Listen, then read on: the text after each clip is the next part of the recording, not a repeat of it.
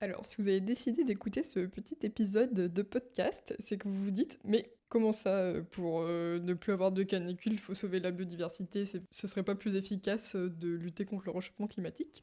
Ou peut-être pas, vous vous êtes juste dit: «Oh, tiens, un petit, podcast dans le fond pendant que je fais le ménage». C'est une heureuse coïncidence. Ce que nous devons faire pour survivre est également ce que nous devrions faire pour mieux vivre. Je suis Eve et ce podcast montre qu'adopter un mode de vie durable est meilleur pour soi, pour les autres et pour l'environnement.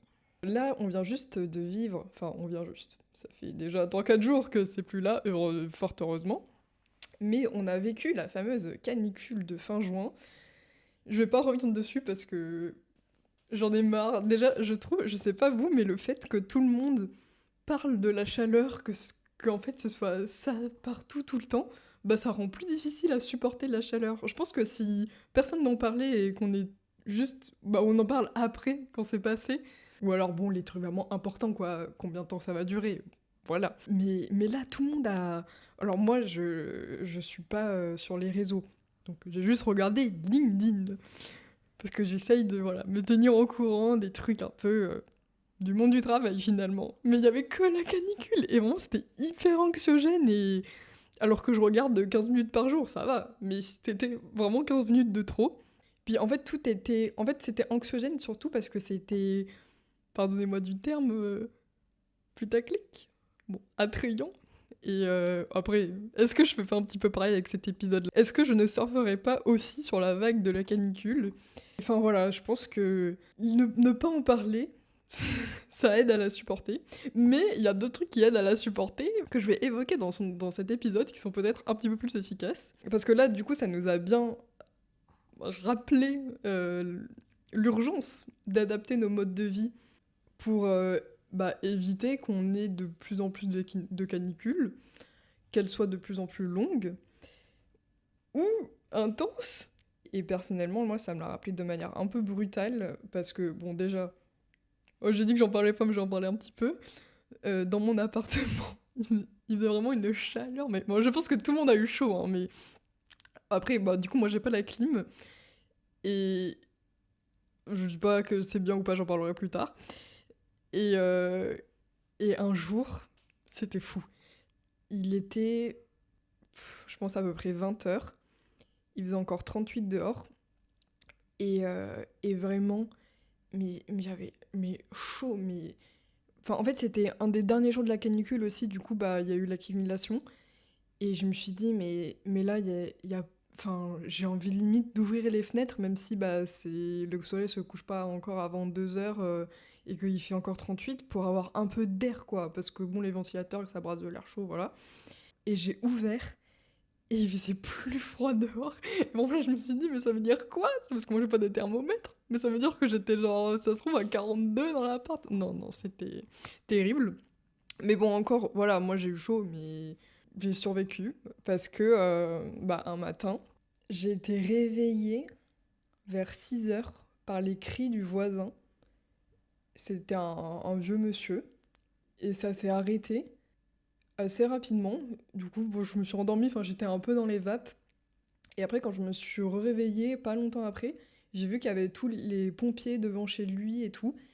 Et en fait, mon copain m'a raconté que il criait, il l'appelait à l'aide en fait. Genre, il criait, il disait, enfin, il a fait waouh, waouh, ma femme se réveille plus, ma femme se réveille plus. Et voilà quoi. Enfin bon, c'est une des victimes quoi, parce elle est plus revenue malheureusement. Et là, je trouve que ça fait vraiment un, ah oui, enfin, c'est vrai que bah, on entend les chiffres des morts dus à la canicule, etc. Mais maintenant, quand je me rappelle son cri, je me dis, ah punaise, c'était genre, il criait pas au loup, quoi. Il y avait, enfin voilà, quoi, sa femme s'est pas réveillée.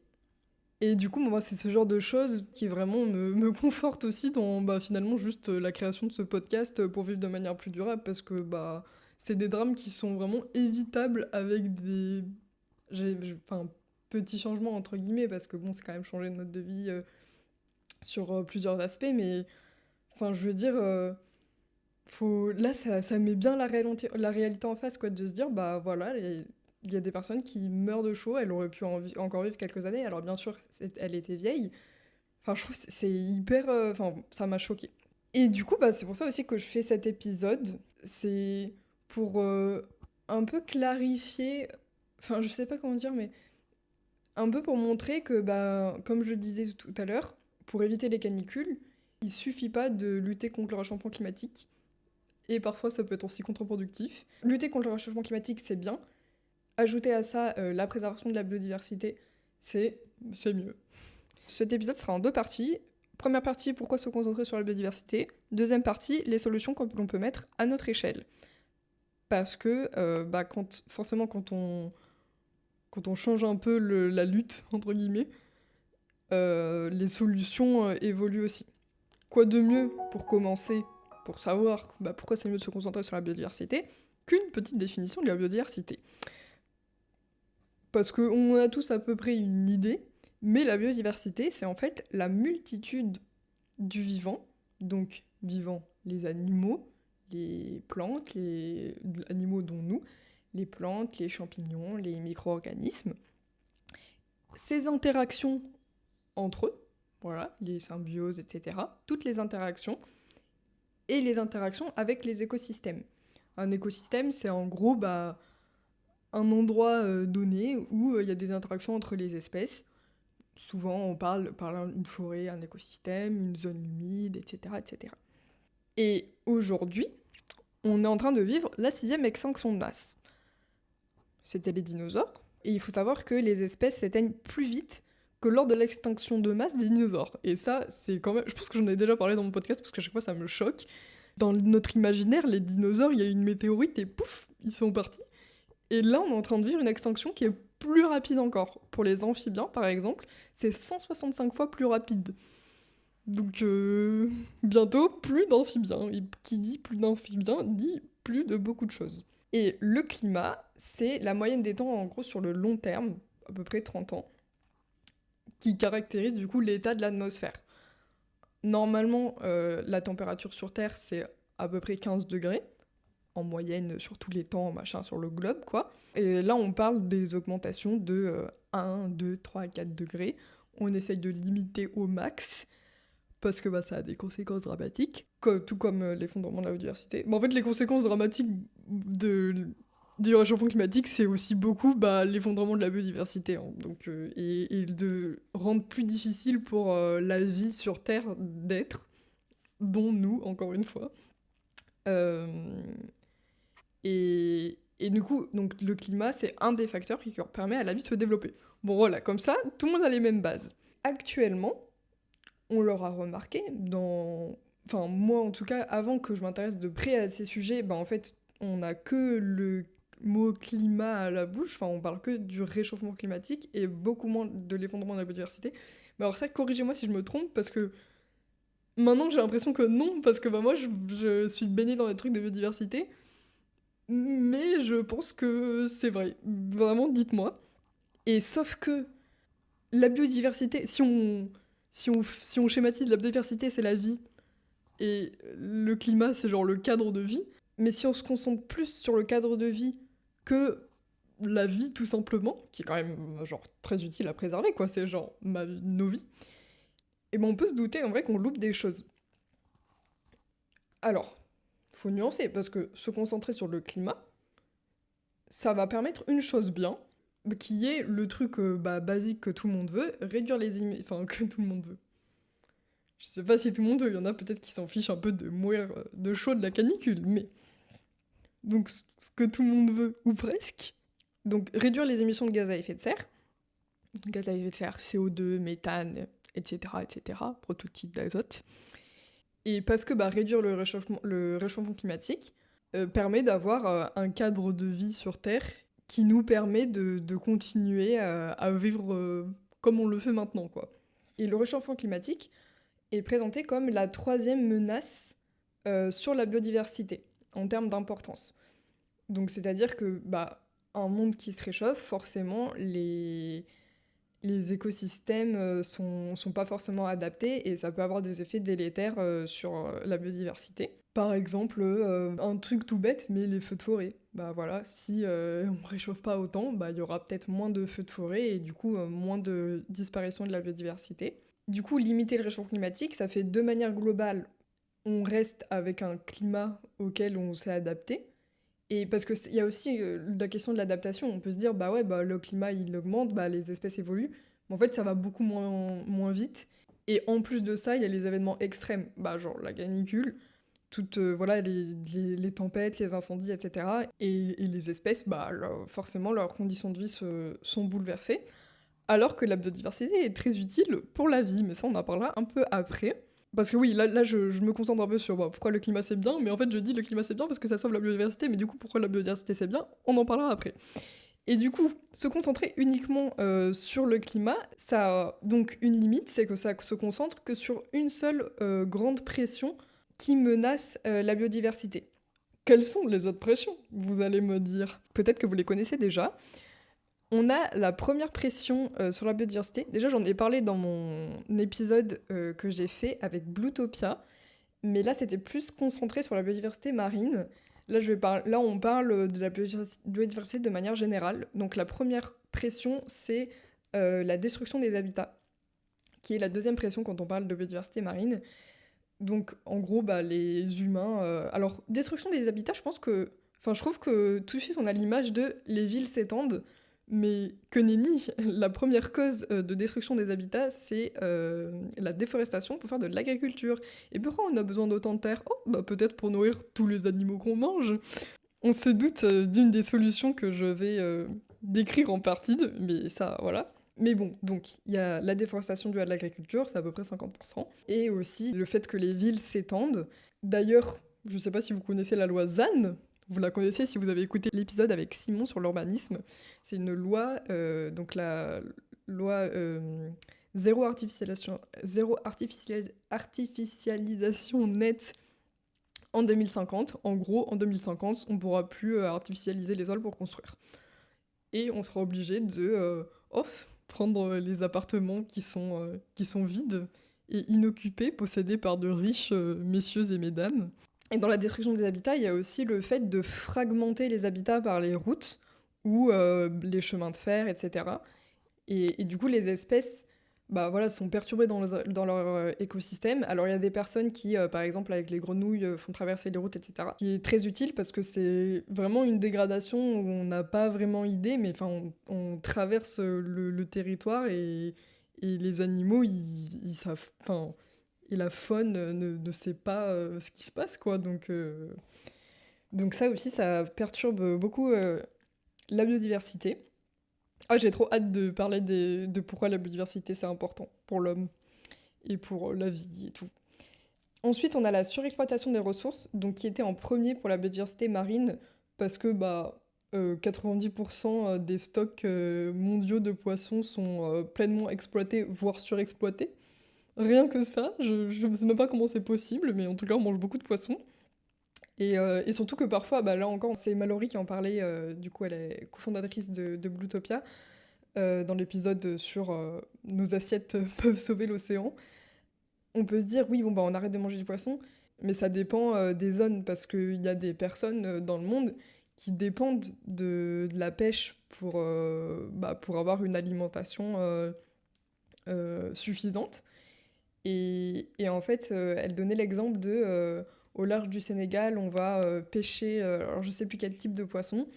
Du coup, les personnes locales ont moins de ressources halieutiques ou elles sont plus chères.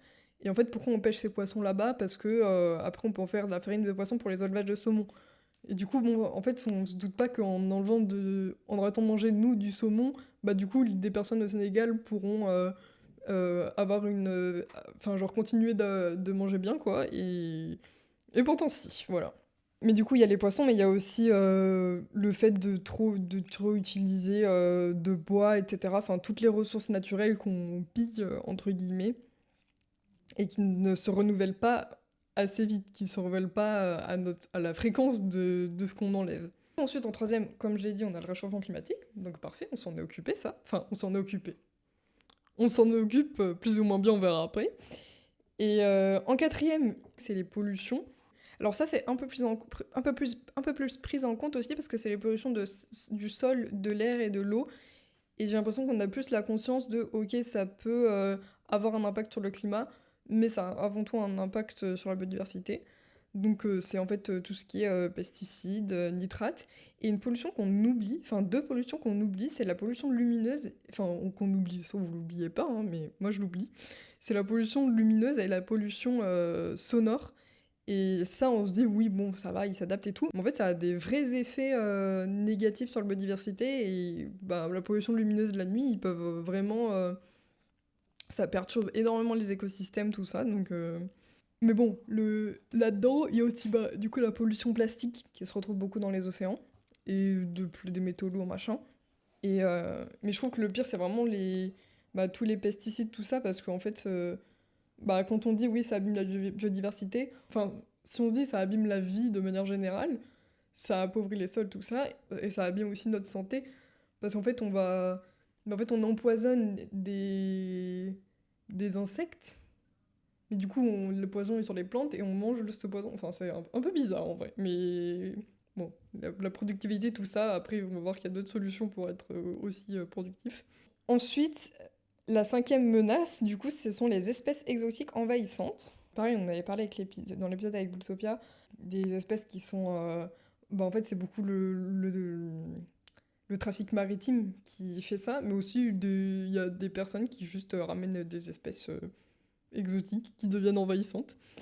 Et du coup, ces espèces qui sont introduites dans un nouveau milieu vont souvent bah, prendre le dessus et menacer la survie des espèces déjà présentes. Et il y a aussi, dans les espèces exotiques envahissantes, ce qu'on appelle c'est pas les virus envahissants, ah, attendez. C'est les parasites exotiques envahissants. Donc eux, en gros, c'est le Covid, quoi. Et du coup, bah, comme on est en plus tous connectés, mais il y a aussi enfin, il y a aussi d'autres micro-organismes qui peuvent, par exemple, détruire des champs ou quoi, et ça fait partie de ces menaces sur la biodiversité. Bon, du coup, on voit quand même qu'il y a pas mal de menaces sur la biodiversité qui ne sont pas tellement prises en compte quand on parle que de réchauffement climatique. Mais encore, si c'était juste pas pris en compte, bon, soit, on peut juste faire les deux. Mais bien souvent, enfin, quelques exemples de choses qu'on fait pour le réchauffement climatique, mais comme on a la vision un peu centrée sur ça et qu'on n'a pas une vision globale comme on l'a quand on a une vision centrée sur la biodiversité, on fait des solutions qui peuvent être délétères pour la biodiversité. Un peu une balle contre son camp, quoi. Je vais vous citer 3, 4, allez, 4 choses qui sont faites pour le climat et qui, en vrai de vrai, bah, certes, ça aide le climat, mais ça aide pas trop la biodiversité, du coup, c'est pas si fou. Nous avons en premier, un qui est un peu connu, c'est le captage carbone. Alors, en gros, c'est le fait de directement, dans les usines polluantes, qui font émettre, on prend direct le CO2, ou alors, avec les espèces de ventilateurs, là, on prend le CO2, qu'après on va transformer dans une autre usine, et la majeure partie va être enfouie sous terre. Sauf que ça, tout ça, c'est bien beau, mais ça consomme beaucoup d'eau et d'énergie. Et si le gaz, parce qu'en fait ça a été transformé en gaz, qu'on a mis sous terre, si ça...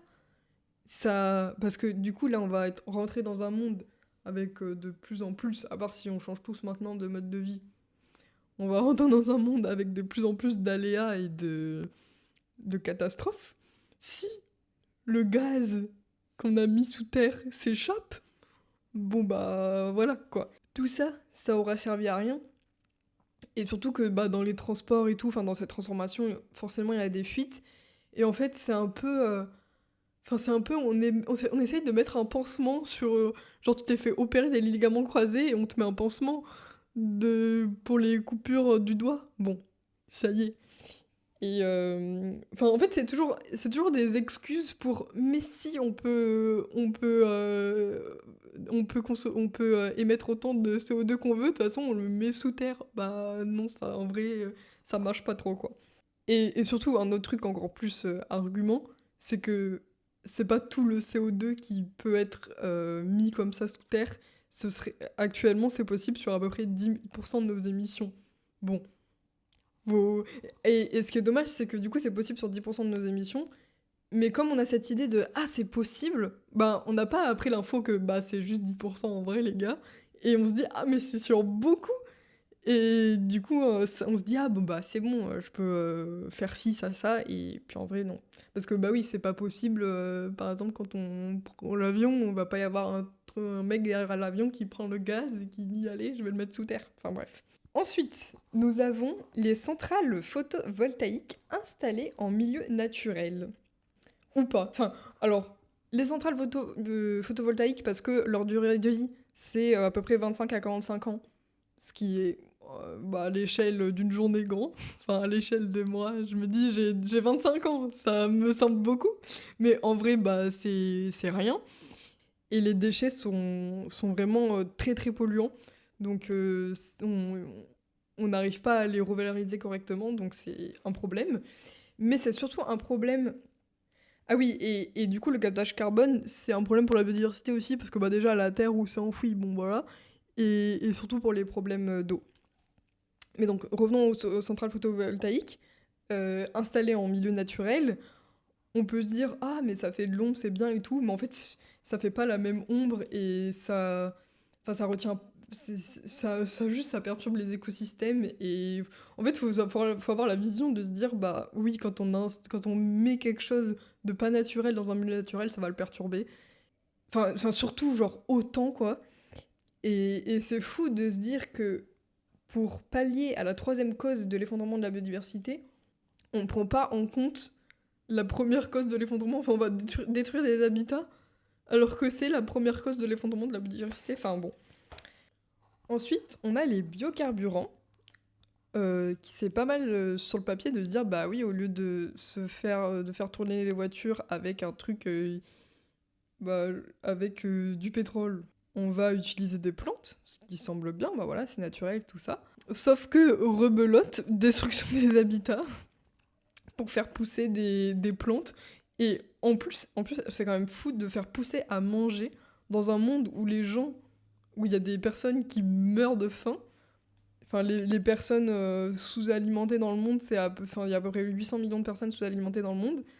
Et on va prendre des champs, enfin, on va vraiment produire à manger pour faire rouler des voitures. Enfin, c'est.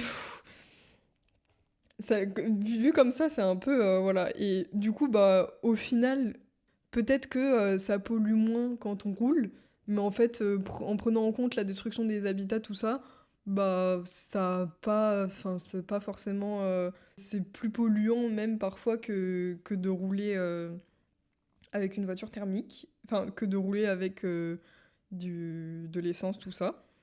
Après, il y a aussi des biocarburants de deuxième génération, donc là qui utilisent les résidus agricoles, les déchets forestiers, la paille, etc. Mais bon, déjà, il faut de l'énergie, encore une fois, pour produire tout ça. Mais ça, voilà, c'est comme beaucoup de choses, comme tout. Et c'est encore un truc où on pense pas à la biodiversité parce que bah, tous ces déchets, entre guillemets, ces résidus agricoles, tout ça, bah, en fait, on aimerait l'utiliser plus pour fertiliser les sols. Et du coup, c'est quelque chose encore enlevé et qui bah, appauvrit la biodiversité. Et surtout les sols. Et après, j'avais vu aussi qu'il y avait une solution là qui a été développée avec des algues, biocarburants avec des algues, je sais pas quoi. Mais bon, pour le moment, c'est pas à grande échelle, donc on verra plus tard. Mais en tout cas, au jour d'aujourd'hui, c'est pas fou. Et enfin, nous avons la compensation carbone. Euh, donc là, sur le papier, bah oui, il faut absorber du CO2, on va planter des arbres. Sauf que souvent, enfin très souvent, quand on replante des arbres, enfin quand on plante des arbres, on plante le même type d'arbre, donc c'est en monoculture, et ces plantations capturent 40 fois moins en moyenne de CO2 que les forêts naturelles. Donc déjà, c'est pas si fou, quoi, de faire autant d'efforts pour au final c'est 40 fois moins. Autant juste éviter de déforester, quoi. Et surtout, parfois, bah, ces projets de reforestation se font sur des zones humides. Zones humides qui sont bah, un écosystème super important pour différents types pour la survie de plein d'espèces.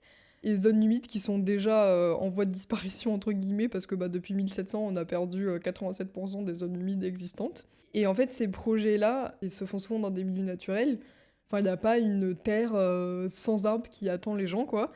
Et ça va juste perturber, encore une fois, l'écosystème local en le fragmentant et en le détruisant, et en prenant les ressources, notamment en eau, de la faune et de la flore locale. Et c'est aussi la biodiversité, comme je l'ai dit dans la définition, c'est la multitude des gens, j'allais dire, la multitude des espèces vivantes et leurs interactions. Et en fait, quand on plante une seule espèce d'arbre, du coup, il y a vraiment un appauvrissement de toutes ces interactions et des espèces qui y sont. Et ça, alors là, je m'avance un peu sur l'utilité de la biodiversité, mais du coup, avoir des plantations comme ça en monoculture, ça permet entre guillemets aux feux de se propager plus vite. Donc on aide les feux de forêt en faisant ce genre de projet. Mais bon, après, vu qu'ils capturaient 40 fois moins de carbone, tant pis. Non, non, non, c'est pas bien. Non, non. Enfin voilà, donc c'est pas tout beau tout rose. Après, je pense qu'il y a certainement des projets qui se font correctement et c'est super de restaurer des milieux naturels, etc. Mais encore une fois, apprendre avec des pincettes et juste planter des arbres, c'est pas forcément. Non, c'est comme sur YouTube, vous connaissez très certainement MrBeast, qui est le premier YouTuber du monde avec genre 500 millions d'abonnés. Et du coup, il fait des vidéos où il promeut le modèle de la surconsommation, de surexploitation des ressources, tout ça. Et parfois, il fait des vidéos en mode je plante des arbres. Et je suis là, mais c'est horrible parce que tout le monde se dit ah ça va, genre il plante des arbres. Et puis ça se trouve, c'est un projet comme ça, quoi. Donc bon. Mais je vais pas dire, ça se trouve, c'est un projet hyper respectueux de la biodiversité, mais je ne pense pas. Voilà un peu le topo de se concentrer sur le climat. Et maintenant, si on se concentre sur juste éviter que la biodiversité s'effondre, il n'y a pas de loupé, et c'est parce qu'on a une vision, comme si on prenait du recul, un peu une vision plus globale, et par rapport à juste lutter contre le changement climatique, ce qui est déjà très bien. Enfin, après, ça dépend comment on le fait, quoi. Mais si on réduit ses émissions, c'est très bien. Et du coup, donc lutter contre le fondement de la biodiversité, pourquoi c'est bien? Enfin, on y arrive. Parce que ça permet de maintenir les services écosystémiques. Et à quoi ça sert les services écosystémiques? Juste à nous faire vivre sur Terre. Ça permet la vie, quoi. Mais alors, comme le climat, vous allez me dire, oui. Sauf que là, on englobe aussi le climat. En fait, c'est genre tout ce qui nous permet de vivre sur Terre. Et d'autres trucs qui, en vrai, on pourrait vivre sans, mais qui sont quand même cool. Donc, il y a 4 catégories. Bon, parfois, on trouve d'autres catégories, mais là, moi, j'en dis 4. Les services écosystémiques d'approvisionnement. Donc, en gros, on a de la nourriture grâce à la biodiversité. On a de l'eau douce. On a de l'énergie. Bon, alors rien que ça, c'est déjà pas mal. Euh, les services socioculturels, on n'y pense pas trop, mais en vrai, grâce à la nature, on a des loisirs, on a du tourisme, on a des sources d'inspiration, le biomimétisme, où plein de choses qui ont été créées par l'homme sont apparues parce qu'on a été inspiré par la biodiversité. Et même, j'ai déjà parlé, je pense, dans mon podcast du concept de biophilie. En fait, quand on est au contact de la nature, quand on voit du vert, etc., on se sent mieux, plus apaisé, etc. Et on a besoin de ce contact-là à la nature, que ce soit les plantes ou l'eau ou les animaux. Il y a une étude qui avait été menée dans les années 80 sur... en fait, c'était un hôpital... Alors, je me rappelle plus exactement qu'est-ce que c'était, mais en gros, c'était un hôpital où... Mais ce qui est important, c'est la conclusion. Mais c'est un hôpital où des personnes subissaient une lourde opération, je crois qu'ils étaient amputés, enfin un truc vraiment hard, et une partie était placée dans des chambres avec vue sur un mur de briques, et une autre partie dans une chambre avec vue sur des arbres. Premier jour, même dose d'antidouleur, et au bout du 6e jour, ceux qui avaient vu sur le mur de briques avaient toujours la même dose, et ceux qui avaient vu sur les arbres avaient genre 4 fois moins d'antidouleur.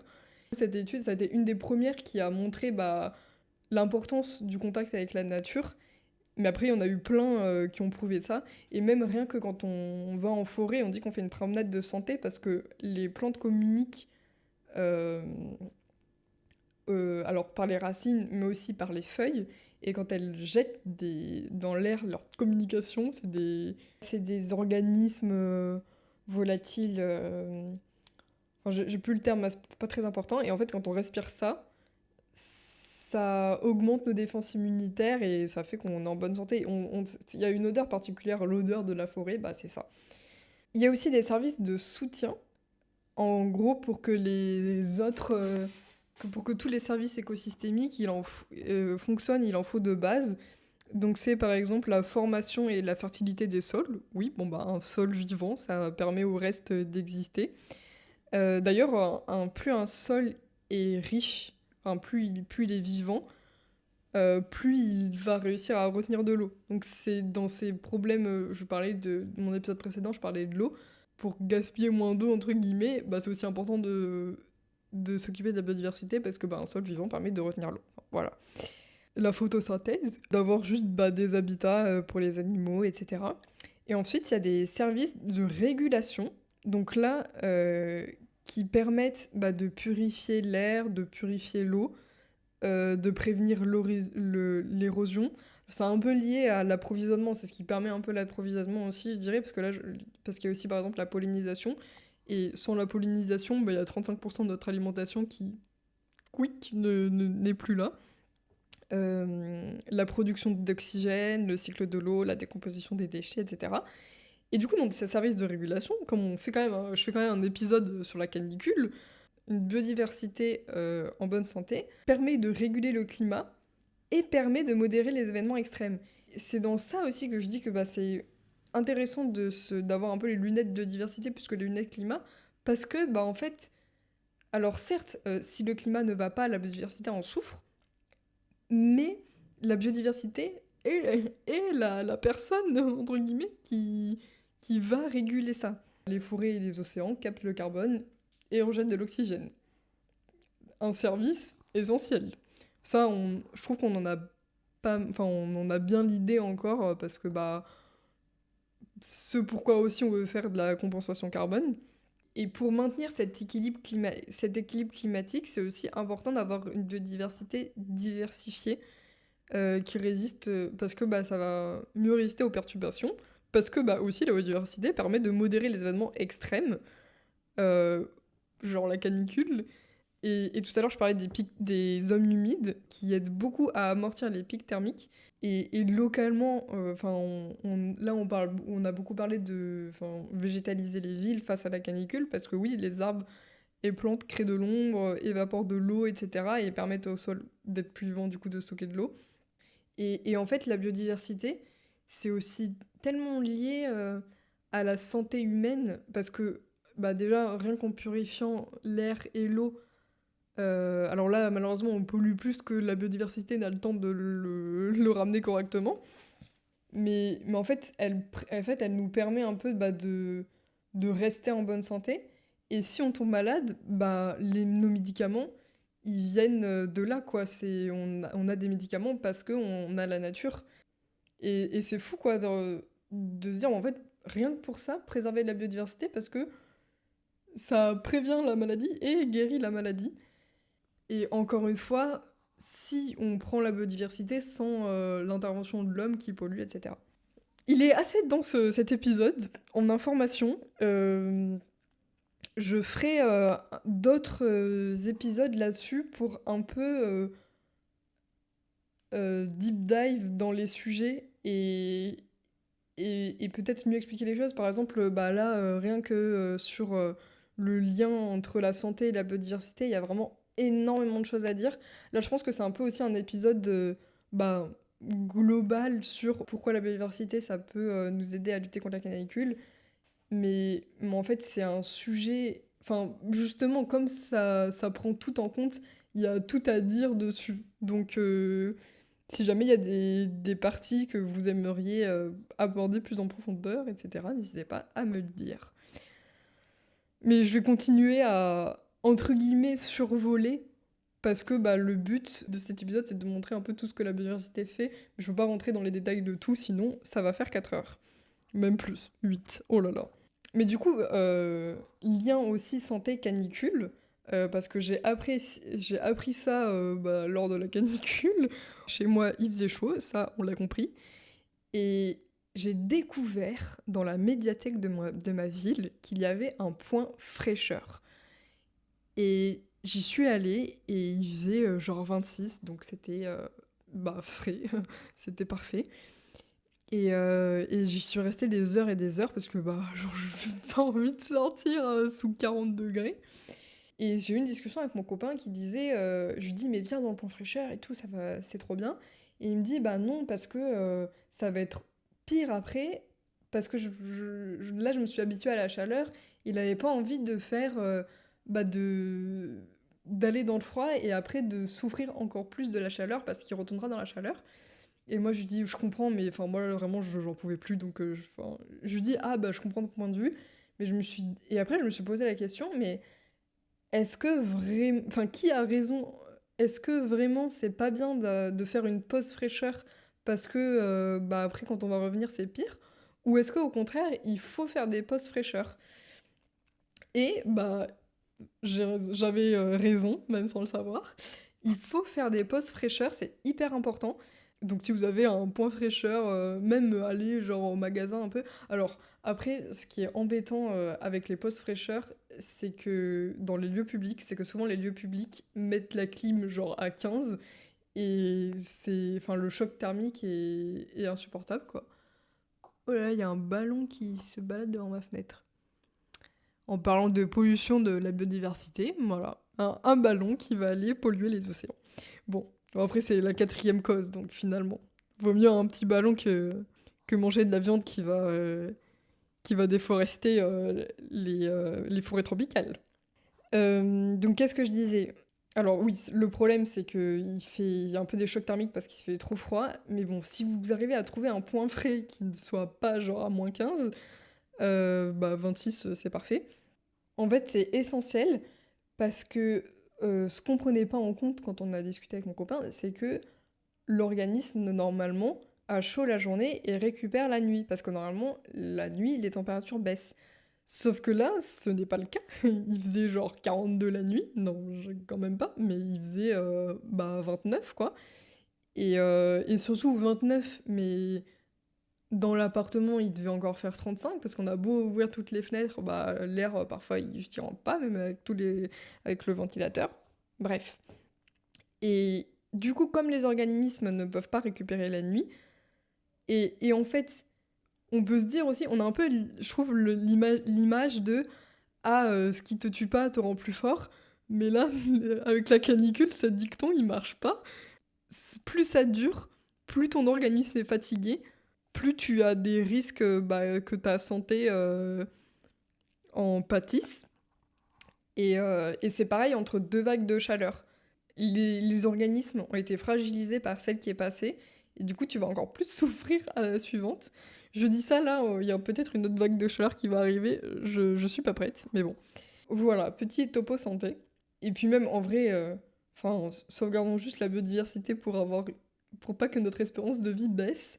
En plus, on parle souvent du fait que, enfin, il y a des personnes qui sont plus ou moins à risque pour les chaleurs, mais j'ai lu sur un site officiel que je mettrai en lien, plus l'intensité de la chaleur va augmenter, alias, bah, plus les canicules vont être fréquentes et longues, et plus la part de la population éprouvant des difficultés à maintenir une thermorégulation efficace va augmenter. C'est l'ensemble de la population, même jeune et en bonne santé, qui va être concerné lorsque la température va augmenter et que des canicules, voire des canicules extrêmes vont se produire. Et là, je me suis dit, mais déjà que les hôpitaux sont saturés, alors si en plus, comment on va faire? Enfin, moi ça, en vrai, ça fait un peu peur de se dire que, moi j'ai jamais connu ça, Dieu merci, mais ça fait peur de se dire que tu peux être un peu dans enfin, que tu es dans le besoin extrême au niveau santé et que bah on puisse ne pas t'accueillir parce que Bah, parce qu'il y a trop de monde, tout simplement. Et là, vraiment, ça, encore, cette info, je me suis dit, non, là, c'est trop. Il faut absolument partager ce que je sais sur la biodiversité et sur les solutions qui existent pour la protéger, pour qu'elle soit toute en bonne santé, régule les climats et qu'on n'ait plus de problème. Couplé bien sûr à la réduction des émissions de CO2, parce que je suis pas folle, faut quand même lutter contre le réchauffement climatique de manière intelligente. Et effectivement, c'est vraiment important de coupler les deux, parce que bon, certes, se concentrer sur la biodiversité et d'avoir une vision plus systémique, etc., du problème peut apporter des solutions sans effet négatif et plutôt avec des externalités positives.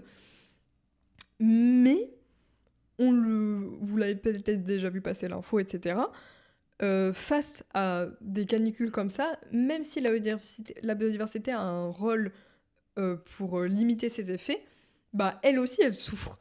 Et elle aussi, elle récupère pas et elle est pas rendue plus forte par la canicule et plus ça va et moins ça va pour elle.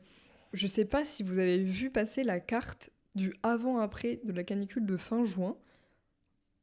Peut-être pas, mais vraiment, ça fait peur.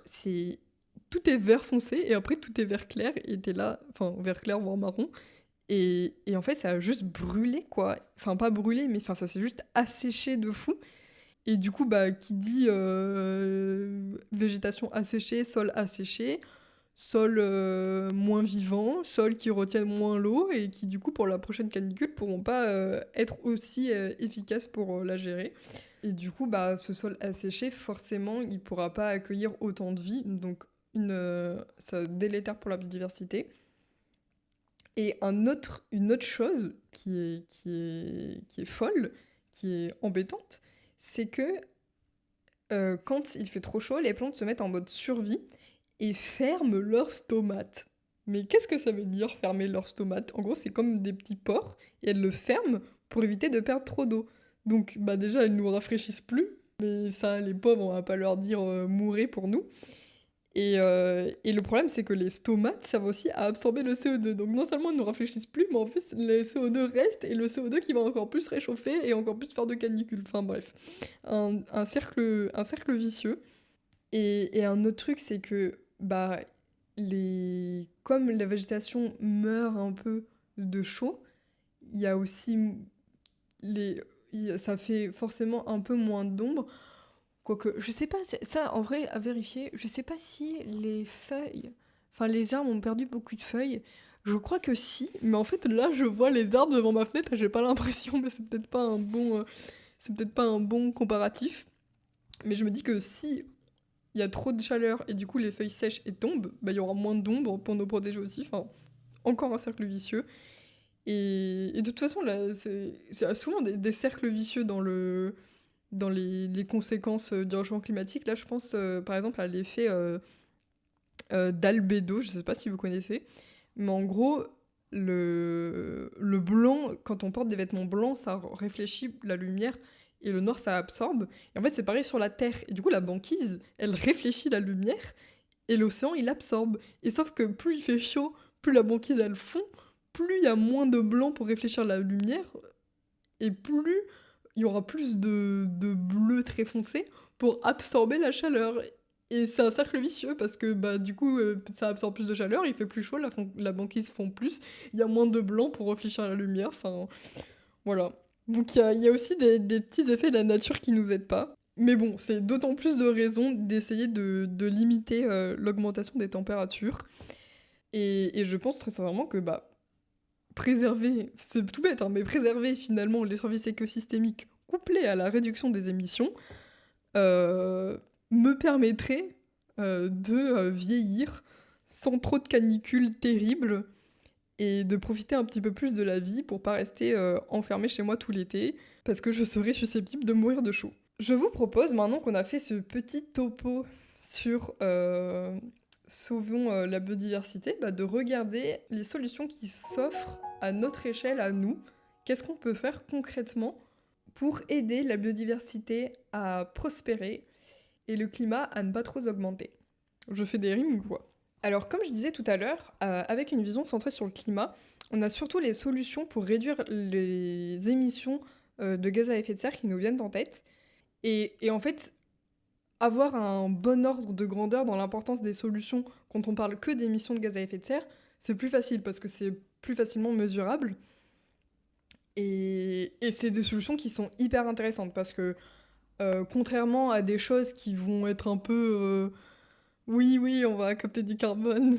Là, réduire, ok, bah juste on réduit, il y en a moins, ça n'a pas d'effet négatif sur la biodiversité, et même bah, c'est positif parce que ça lutte contre la troisième cause d'effondrement de la biodiversité, qui est le réchauffement climatique. Du coup, je vais citer les mesures qui ont le plus d'impact pour réduire les émissions dans l'ordre décroissant. Donc, plus d'impact, c'est limiter les voyages en avion. En vrai de vrai, je dis limiter parce que je veux être politiquement correcte, mais en vrai, bah, faut arrêter. Je sais que Jean Covici, il avait dit, oui, 4 avions dans la vie, 4 voyages en avion dans la vie, tout ça. Enfin, pas 4 voyages aller-retour, hein, juste plouc, plouc, plouc, plouc. Alors moi, bah, j'ai déjà dépassé ce quota.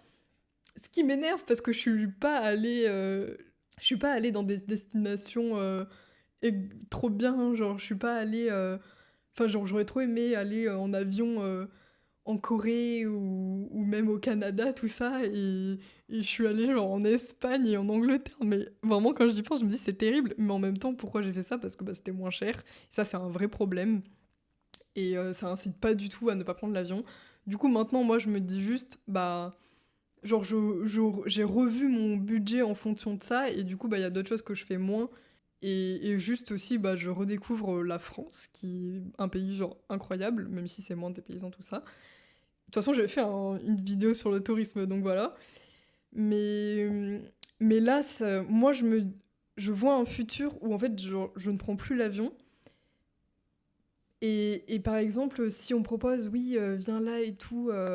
Enfin, en fait, si je prends l'avion pour aller un jour à l'étranger, c'est vraiment le projet de ma vie, quoi. Ce serait, bah voilà, je sais pas, je vais au Canada, mais parce que j'ai envie de vivre la vie canadienne et ça peut-être pas le Canada, hein, mais et de voilà y vivre pendant un an et que ce soit vraiment quelque chose et pas juste voilà en fait que ce soit vraiment plus conscient et pas prendre l'avion pour prendre l'avion et en fait, pas le prendre pour des vacances quoi. C'est surtout ça et après, moi, je pense que je préférais prendre l'avion en vrai pour, par exemple, la Corée, pour après me dire, ok, bah, je peux aller au Japon un peu. Déjà, la Corée, je peux visiter en train, et après aller au Japon en bateau. Enfin, en fait, c'est des projets. Vraiment avoir un projet et, je sais pas, un peu rentabiliser ma pollution, quoi. Et bon, donc, limiter le voyage en avion, hyper important. Réduire sa consommation de viande. Bon, encore une fois, on peut arrêter, quoi, c'est pas non plus... En vrai, je dis ça, mais moi, donc j'ai arrêté totalement depuis assez longtemps.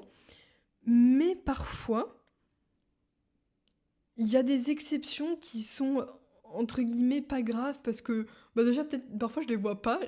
L'autre jour, genre, on m'a servi un truc, et je sais pas, je l'ai mangé sans réfléchir, et je me suis dit, ah bah en fait, il y avait peut-être de la viande.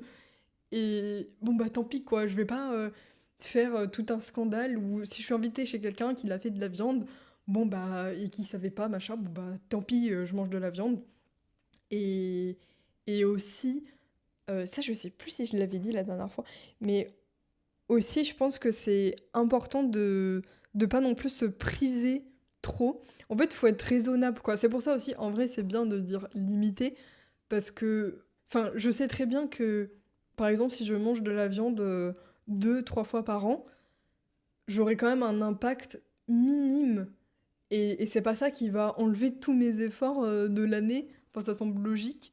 Et du coup, faut pas se priver dans le sens où si un jour on a vraiment genre une envie de viande, bon bah, mange de la viande quoi. Si ça fait 6 mois que t'en as pas mangé, voilà. Et du coup, bah, faire un peu le juste milieu, ça, je parle beaucoup quand je parle des solutions, je parle beaucoup du juste milieu, savoir, voilà, qu'est-ce qu'on... Est-ce que vraiment on a, genre, notre corps le désire, ou est-ce que c'est nous, on a un peu envie du goût? Et pour pas se dire, ah, j'ai trop envie de viande alors que ça fait 3 jours que t'en as pas mangé, bon, ça va quoi, on est... Puis aussi, il y a la question des habitudes. Déjà, tenir 25 jours, c'est important pour changer ses habitudes. Et moi, vraiment, je fais vraiment la différence entre j'en ai envie parce que bah, je suis pas encore déshabituée et j'en ai envie parce que vraiment, Genre, c'est une envie différente, c'est une envie plus forte, je trouve. Mais je pense que si vous êtes végétarien, vous me comprendrez. Je pense qu'il y a des végétariens où ils aiment trop ça. Et... Après, il y a aussi le discours un peu inverse de se dire, bah si j'en mange là, je pourrais plus m'arrêter, j'en reprends et j'en mange, j'en mange. Mais je sais pas, attendez. Si vous êtes végétarien et que vous avez l'impression que si vous regoutez la viande, vous pourrez plus vous arrêter, essayez en vrai. Tant pis, bon, un végétarien de moins. Mais parce que ça se trouve, vous en avez juste besoin là sur le coup, et puis après vous allez repartir de plus belle, quoi. Mais bon, c'est hyper important pour réduire sa consommation de ces émissions de CO2, parce que bah, le méthane, c'est genre 30 fois plus polluant que le CO2, et c'est ça quand on parle de viande qui pollue énormément. Pas prendre la voiture thermique si possible. Là, pareil, si on est en campagne, c'est un peu plus difficile. Si on est en ville, bon, faut se taper le RERD. Améliorer l'isolation. Faut être riche, mais ça se fait. Non, faut. Bah, en vrai, pareil, c'est des choix de. Après, faut être riche, oui et non, hein, je dis ça, mais en fait, quand tu améliores l'isolation, après, forcément, tu chauffes moins, et du coup, ça te fait baisser ta facture d'électricité ou de n'importe quel chauffage. Et du coup, en parlant de chauffage aussi, installer un chauffage moins consommateur. Donc, le mieux, c'est les pompes à chaleur. Et après, chauffage avec un poêle à granulés. Je crois que c'est à peu près bah, 1 an de chauffage au fioul, ça équivaut à 10 ans de chauffage au poêle à granulés et 14 ans de chauffage à la pompe à chaleur. On peut être tranquille, on peut se chauffer à 20, allez, soyons fous. D'ailleurs, sur ces trucs de chauffage, alors c'est pas la loi, enfin c'est la loi pour les entreprises, etc. C'est pas la loi pour les particuliers, mais bon, c'est quand même un petit peu la loi. C'est des indications, quoi, mais disons que c'est la loi. C'est 19 degrés. Il faut pas se chauffer au-dessus de 19 degrés. Il faut pas se refroidir en dessous de 26.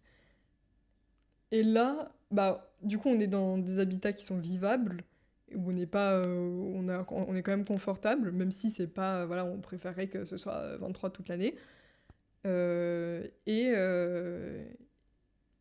on limite quand même notre impact.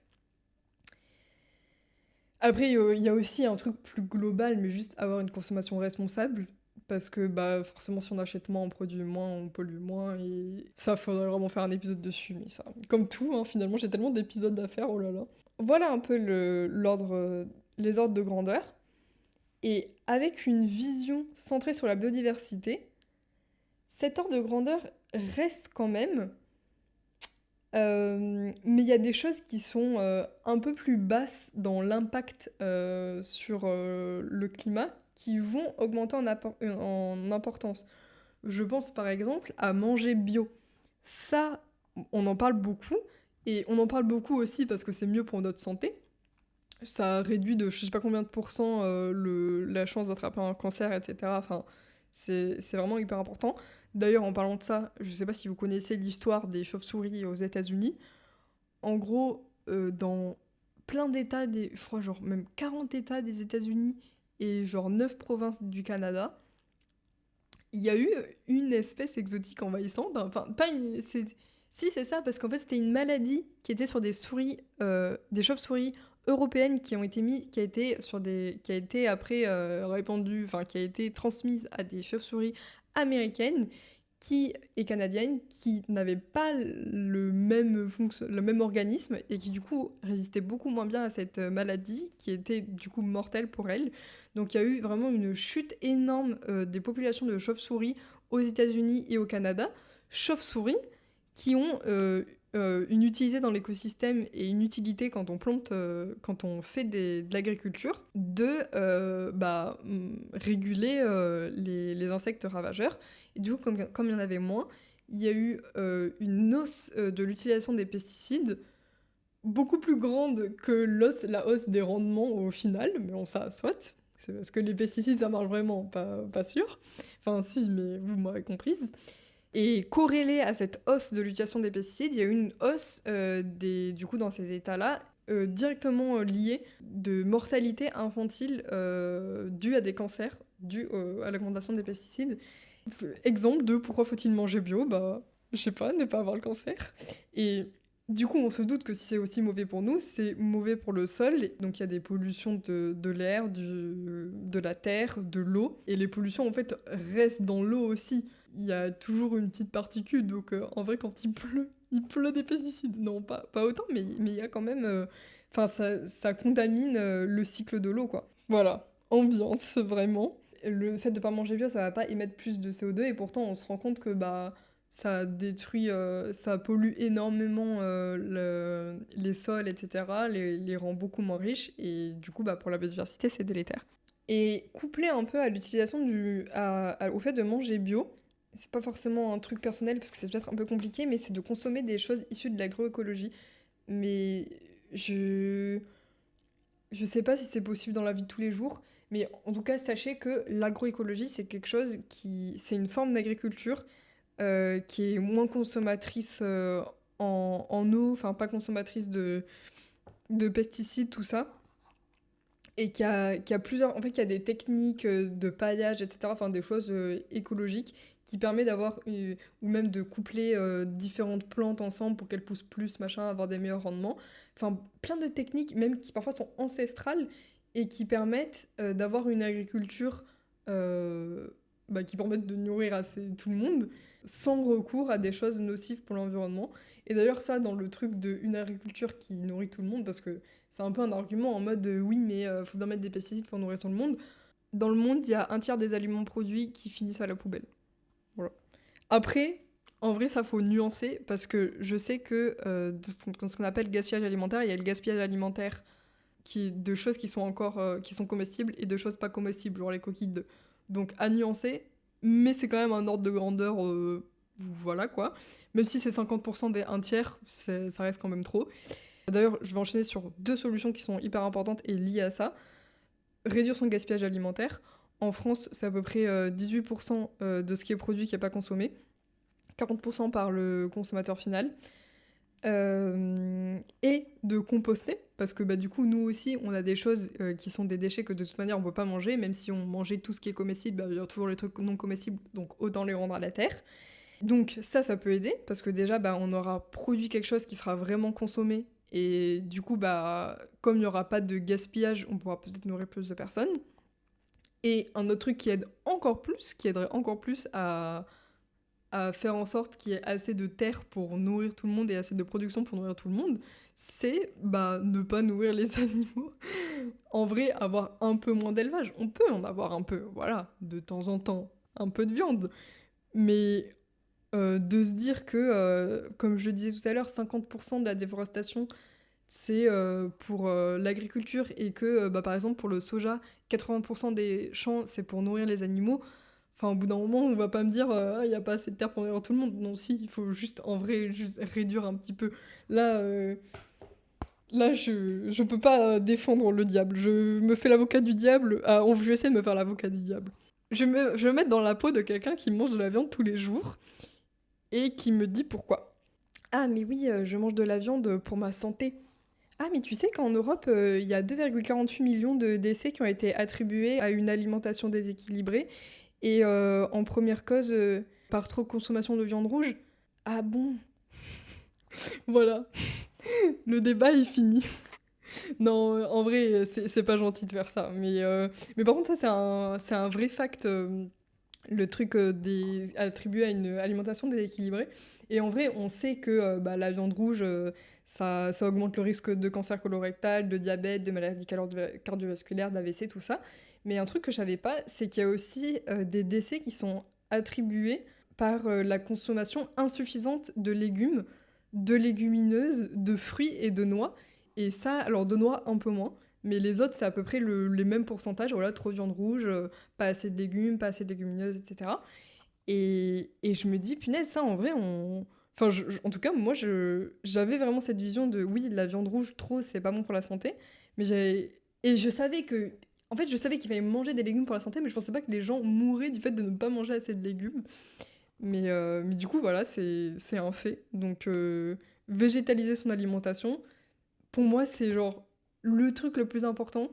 Bah, à la fois, on évite la destruction des habitats, on évite énormément d'émissions de CO2, on est en meilleure santé. J'ai un pote aussi qui m'avait raconté, faudrait que je redemande exactement ce que c'était, mais que, en gros, normalement, pour sa santé, il fallait pas manger de viande rouge avant genre 60 ans, parce que t'avais une trop grosse concentration de nutriments, et bah, ton corps étant jeune, il n'avait pas besoin d'une injection aussi forte d'un coup, et qu'il fallait réserver ça à ton organisme quand il était plus vieux ou je sais pas quoi.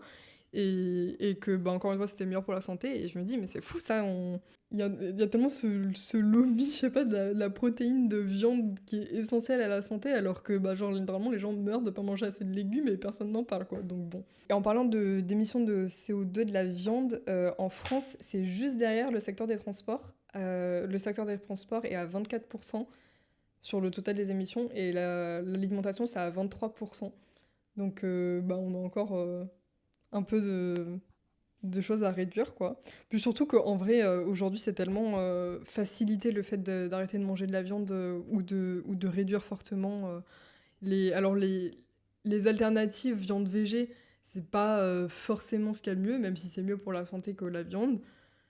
Mais rien, enfin, tous les plats qu'on peut faire avec des légumineuses, tout ça, enfin, en fait, il y a vraiment un champ des possibles qui s'offre à nous. Bah, dans mon épisode avec Maëlys sur le fait de devenir végétarien, on a beaucoup parlé ça de bah, tout ce qu'on connaît pas en fait. On est habitué, tellement habitué à genre steak haché pâtes qu'on en oublie la merveille des cuisines. Et même je trouve que, enfin moi en tout cas depuis que je suis végétarienne, je mange tellement plus diversifié.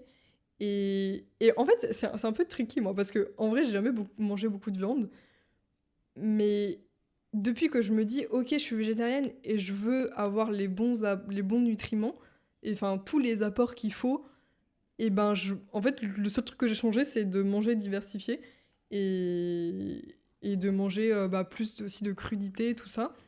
Et je pense que bah, beaucoup de personnes ont ce cheminement et du coup sont en meilleure santé quand ils deviennent végétariens, parce que bah, oui, tellement aussi cette pression de ah, mais tu vas être en carence, machin, que bah, du coup tu manges plus diversifié et au final t'es mieux nourri que ceux qui mangent de la viande, quoi. Après, bien sûr, il y a certainement des personnes qui mangent hyper diversifié et de la viande et tout, enfin c'est sûr, mais souvent il y a ce schéma-là. Et dans ces choses-là aussi, bah, par rapport à la biodiversité et à la surexploitation des ressources, réduire sa consommation de poissons, ça coule de source un peu. Donc en vrai, c'est fou, hein, parce que les choses que je cite, c'est que lié à l'alimentation, j'avais même pas fait attention. En fait, c'est ça. Pour lutter contre les canicules, manger sain. Bon, j'ai tout résumé. Et du coup, manger sain, alias manger diversifié et pas de pesticides. Diversifié et pas trop de viande. Bon, des précisions comme ça. Maintenant, pour des actions un peu plus liées à la canicule, je sais pas si vous le saviez, mais les jardins en France représentent 4 fois la surface des espaces protégés. Donc, on peut jouer dessus. Enfin, franchement, si tous les Français avaient un jardin qui était un havre de biodiversité, il y aurait beaucoup moins de canicules. Et comment on peut jouer dessus? Bah déjà, ne pas couper l'herbe à ras. Comme ça, bah, elle crame pas quand il y a de la canicule, rien que ça. Et aussi parce que, bah, alors si on laisse 8 centimètres au moins, ça permet à plein de petits insectes et même de petites fleurs de pousser, de continuer à permettre la pollinisation, responsable de 35% de notre alimentation, je le rappelle. Essayer de ne pas tondre au printemps, ou même que ce soit les haies ou la pelouse, parce que c'est là, alors déjà les oiseaux ils font leur nidification à ce moment-là, et c'est là où il faut pas arrêter la croissance, quoi, c'est là où ça pousse, alors laissons la végétation. Et aussi avoir des petits habitats pour la faune, des petits tas de feuilles mortes, des petits tas de bois, euh, idéalement une mare. Alors la mare c'est bien parce que c'est tout un écosystème et du coup il n'y aura pas plus de moustiques. On dit aussi oui, laisser des petites coupelles d'eau pour les oiseaux, pour qu'ils puissent, et la petite faune pour qu'ils puissent avoir à boire, surtout en période de canicule, tout ça. C'est vrai, je pense que ça apporterait un peu plus de moustiques du coup parce que c'est pas un écosystème. Après, voilà, est-ce qu'on se fait piquer? Est-ce que c'est plus grave que mourir de chaud? Je sais pas. Moi, je trouve que c'est plus grave. Surtout, je sais pas si c'est plus grave en vrai, mais la première cause, l'animal qui tue le plus en France, c'est le moustique. Donc bon, protégez-vous quand même des moustiques. Mais après, moi, je parle, mais j'ai jamais eu de jardin. Bah, en plus, j'ai un balcon, donc il faut aussi végétaliser son balcon. Ça, c'est essentiel. Et si on peut mettre des petites coupelles d'eau, tout ça, bon. Je n'ai pas encore végétalisé mon balcon. En vrai, c'est quand même... C'est bien beau de dire oui, végétalisons, mais c'est quand même tout un savoir. Genre là, récemment, j'ai fait un atelier bah, pour justement apprendre un peu des choses de jardinage, tout ça. Et c'est pas si évident déjà. Enfin, ça dépend. Pour les balcons, ça dépend de quel étage. Pour les plantes que tu peux mettre, ça dépend de quel étage. Ça dépend de l'exposition. Si t'as du coup quel étage pour. Est-ce qu'il y a du vent ça dépend de l'exposition. Ça dépend bah, de où tu vis en France, j'imagine. Enfin, plein de choses. Et je ferai une petite vidéo parce que là, je vais commencer à végétaliser mon jardin, mon balcon. En plus, plus il est végétalisé, plus ça pousse, plus c'est mieux. Mais en même temps, moi, je me dis, j'espère que je vais pas avoir des fourmis. Après, est-ce qu'il vaut mieux avoir des fourmis ou mourir de chaud? Peut-être avoir des fourmis. Mais oui, je ferai une petite vidéo en mode, ok, je végétalise mon jardin, je végétalise mon balcon. Vous pouvez même végétaliser vos rebords de fenêtre, tout ça. Et je vais planter laitue. Attends, j'ai qu'une fois. Une laitue. Non, n'importe quoi. Je vais planter des blettes, une espèce de petite salade, de la coriandre. Et en vrai, c'est aussi tellement satisfaisant de se dire, je pourrais manger ce que je vais pousser. En vrai, ça, c'est trop une dinguerie. Et parce que souvent, j'entends un peu des gens dire ah ouais, moi mon rêve et tout, c'est de vivre en autonomie, machin, de faire pousser mes trucs. Et je me dis mais en vrai, on peut tous déjà un petit peu le faire. T'as une fenêtre, t'as une rambarde de fenêtre, pouf, tu mets des trucs et tu peux faire pousser ta salade. Et du coup voilà, c'est aussi motivant de se dire bah je peux faire pousser à manger sur mon balcon, j'ai pas besoin d'attendre d'avoir un jardin. Après, il y a aussi les jardins partagés, parce que c'est vrai qu'il y a aussi que dans nos sociétés, on a beaucoup la vision individualiste. Et les jardins partagés, c'est quand même bah, sympa parce que bah, tu partages des techniques et pour les personnes comme moi qui savent rien à rien, ça peut être un point. Mais il faut trouver le temps. Voilà, c'est encore... c'est une étape, mais c'est une solution hyper efficace pour ne pas mourir de chaud. Donc, faut se renseigner. Moi, je crois pas qu'il y ait de choses autour de chez moi. Enfin, ça dépend vraiment aussi d'où on vit, etc. Mais bon, déjà, rien que le rebord de fenêtre, ça peut être quelque chose d'intéressant. Et puis même, ça reconnecte un peu à la nature, quoi, même pour sa santé, de se dire, bah, au lieu de scroller 1 heure sur Insta, bon, bah, je vais jardiner. Bon, il y a pire. Et même la végétalisation, alors là, c'est un peu plus que perso, mais si vous êtes professeur ou que vous avez des enfants à l'école, etc., ça peut être de végétaliser les cours d'école. Moi, je me rappelle quand j'étais petite, j'avais une cour bah, en béton et il y avait une barrière et au-delà de la barrière, il y avait de l'herbe et genre des marronniers.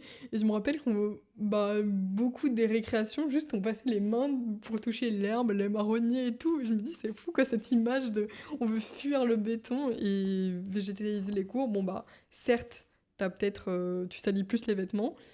Mais en même temps, tu te fais moins mal quand tu tombes. Et bah, le contact avec la nature est trop important, quoi, pour les enfants et même pour leur microbiote. Voilà. Mais bon, je m'éloigne un peu. Ça, c'est des solutions vraiment liées à la biodiversité. Maintenant, bah forcément, quand il y a des canicules, on s'adapte comme on peut. Et il y a des choses qui sont de l'adaptation sur le coup, parce que bah, parfois, on a beau prévenir, faut quand même guérir, et qui sont pas délétères pour l'environnement, je pense, à juste bah, adapter ces logements. Il y a des, il y a des techniques de construction, des hauteurs de plafond, des matériaux, enfin de faire plus en pierre, etc. Plein de choses qui existent. Vous avez peut-être déjà vu passer ce genre de solutions, comme ça a été pas mal mis en avant vu la vague de canicule. En fait, on sait comment faire des maisons qui gardent le frais l'été et gardent le chaud l'hiver, en gros. Et ça a été un peu mis à mal par des trucs avec du béton et des placos, et du placo. Mais voilà, ça existe et c'est vraiment quelque chose d'essentiel de nos jours. Après, bah, si on n'a pas une maison comme ça, il y a la clim. Et ça, moi, j'ai regretté de pas l'avoir, mais en même temps, en fait, j'ai des super grandes fenêtres. Du coup, bah, une clim portable, enfin, c'est juste pas réaliste. Je ferais rentrer autant de chaud que ce que ça refroidirait. Et même, bon, c'est pas fou les clims portables, on le sait, quoi, parce que bah, ça fait rentrer du chaud. Et bon, après, si tu peux avoir un adaptateur, tout ça, moi, je peux pas adapter. Et après, les vraies clims, bon, c'est quand même. Ça peut quand même, même si moi je suis jeune et tout, et que je suis pas une personne à risque, bah, on l'a vu plus tôt, ça limite les effets négatifs sur ton organisme. Et franchement, genre, on avait mis le matelas par terre avec mon copain, tellement on essayait d'avoir genre un minimum de froid, les ventilateurs sur nous, des bouteilles glacées partout.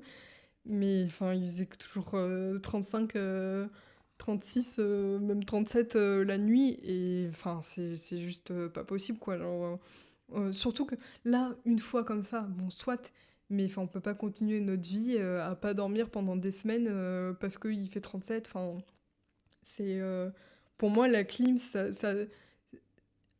ça devrait être réservé aux de base ceux qui sont dans le besoin.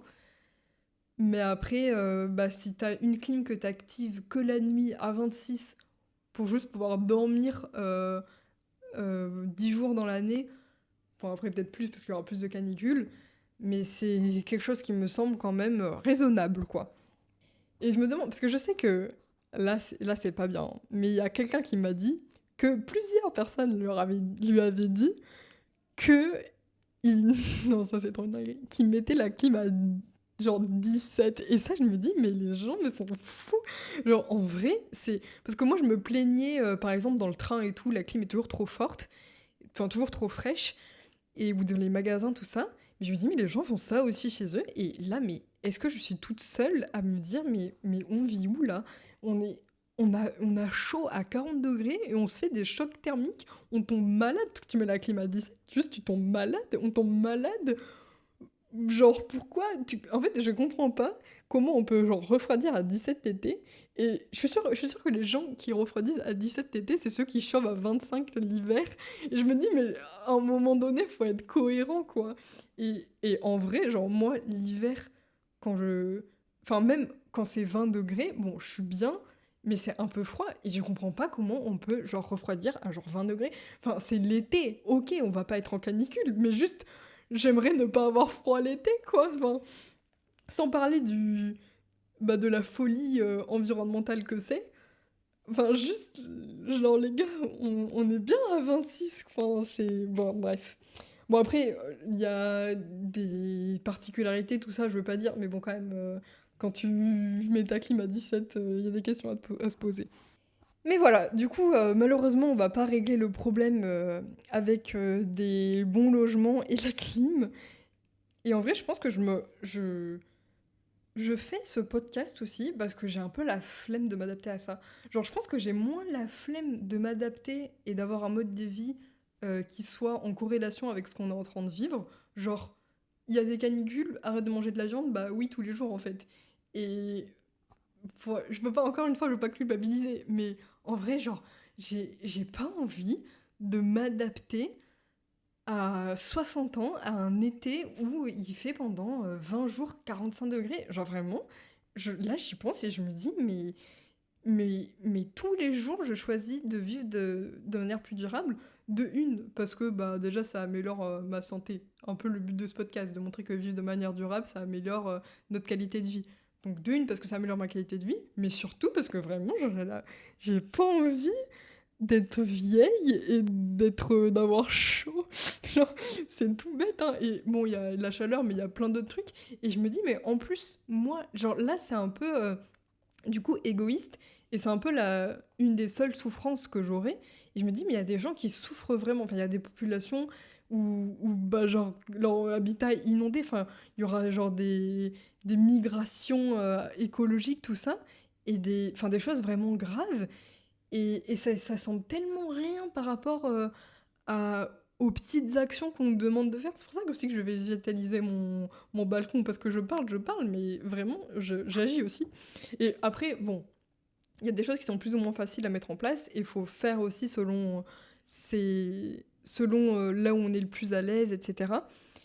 Mais vraiment là, je suis pas en mode de carpe diem, je pense à moi aujourd'hui et puis on verra bien demain, ça se trouve, de toute façon je vais mourir en 2030.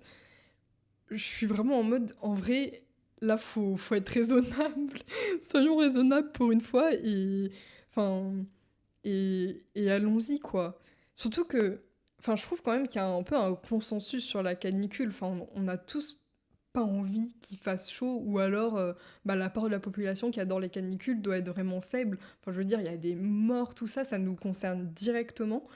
Et c'est quand même merveilleux que bah, y ait des scientifiques qui, depuis des années, aient étudié la chose et aient proposé des solutions qui marchent.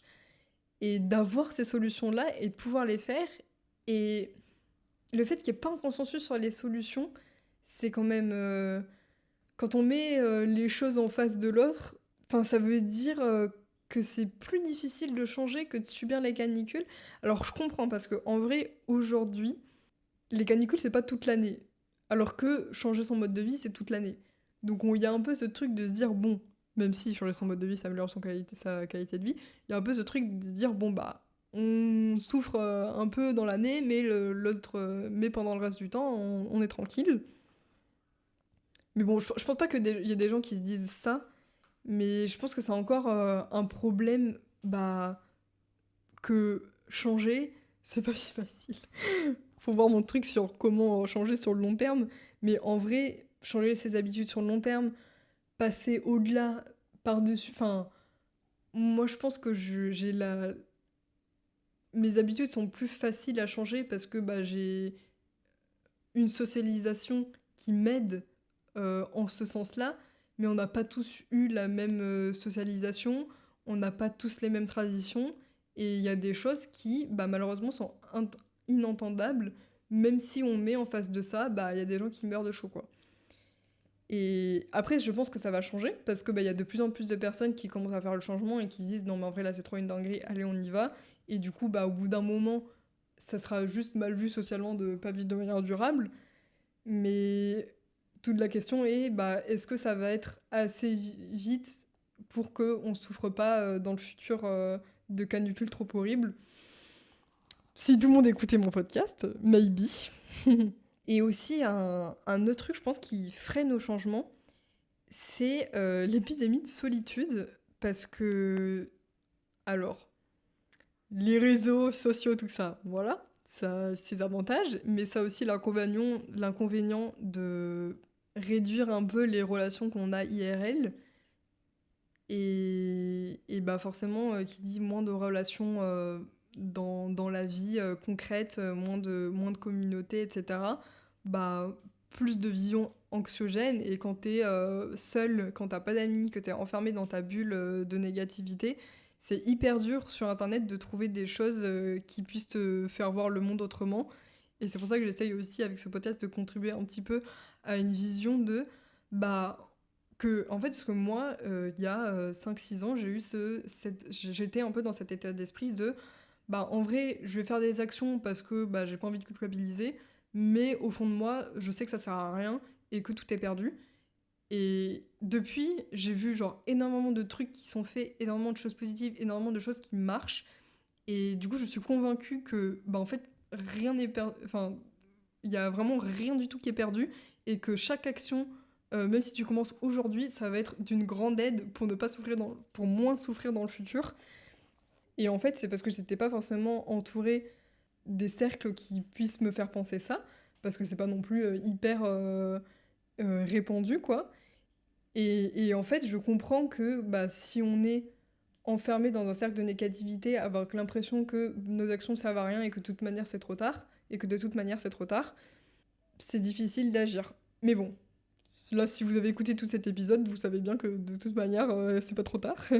Et du coup, c'est un peu lié aussi, bah, je trouve, ce truc-là de bah, vivre de manière durable, c'est aussi, bah, je sais pas, genre plus parler à ses voisins, un peu sans se mettre dans des activités, rien que aller dans un club de sport, bah, ça se fait sortir de son cercle proche de bah, genre la famille, les amis, le travail, bah, c'est aussi bien de voir autre chose, de s'ouvrir l'esprit en fait, avoir une vision moins anxiogène du monde, parce que bah, sur les réseaux, on a tout de suite une vision plus anxiogène et ça aide pas à l'action.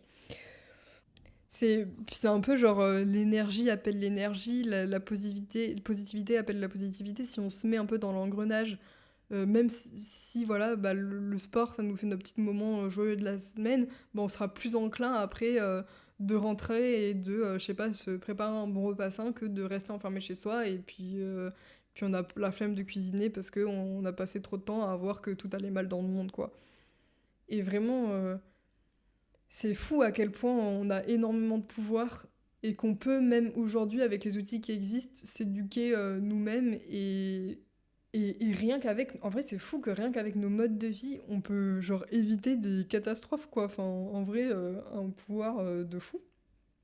Après, c'est difficile que tout le monde ait accès à l'information, que tout le monde ait accès à mais comment vraiment changer. Mais bah, c'est en parlant autour de soi, tout ça, que ça peut aussi se répandre, le bouche à oreille finalement. Voilà.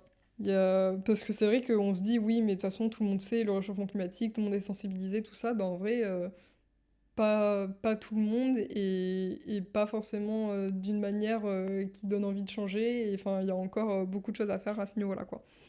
D'ailleurs, c'est marrant, pendant que je préparais cet épisode, j'ai vu qu'il y avait l'Office français de la biodiversité qui allait faire un MOOC, genre une formation en ligne, pour savoir comment s'adapter au changement climatique avec des solutions basées sur le vivant. Du coup, je me dis, mais c'est un peu ce que je raconte, quoi. Enfin, bon, lutter contre la canicule, c'est aussi bah, s'adapter au changement climatique et en sauvant la biodiversité. Donc, j'ai hâte de faire cette formation, c'est en septembre. Ça dure, je crois, genre quelques semaines. Donc en vrai, je ferais peut-être un épisode update. Est-ce que ce que je racontais, c'était bien ou pas? Je pense que ce que je raconte dans le fond, c'est très bien. De toute façon, je suis sourcée. Vous verrez ma source principale dans la description. Mais ça peut toujours être intéressant pour avoir peut-être un aspect plus solution. Là, je sais que ça va être des solutions aussi pour les entreprises et les collectivités, mais aussi j'ai l'impression pour les particuliers. Donc pourquoi pas faire un truc plus axé des solutions qui peuvent être sympas et aller un peu plus loin que ce que j'ai dit. Vu que j'ai quand même pas mal survolé, c'est sûr que ça peut le faire. Ou même peut-être un épisode plus précis sur... bah, en fait, quand je végétaliserai mon balcon, je donnerai genre toutes les astuces que je connais pour bah voilà, si on veut le faire aussi, on peut faire ça.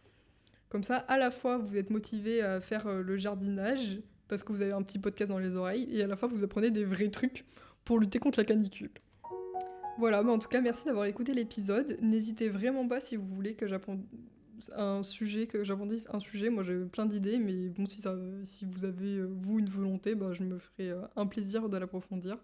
Genre, je sais pas pourquoi il y a certains écosystèmes qui sont encore plus importants à préserver que d'autres, genre les forêts tropicales, les zones humides, tout ça. J'espère quand même que vous avez appris des choses, que c'était pas trop dense ou pas... ou quand même assez clair à suivre, que vous avez passé un bon moment à l'écouter, et finalement que ça vous motive aussi à...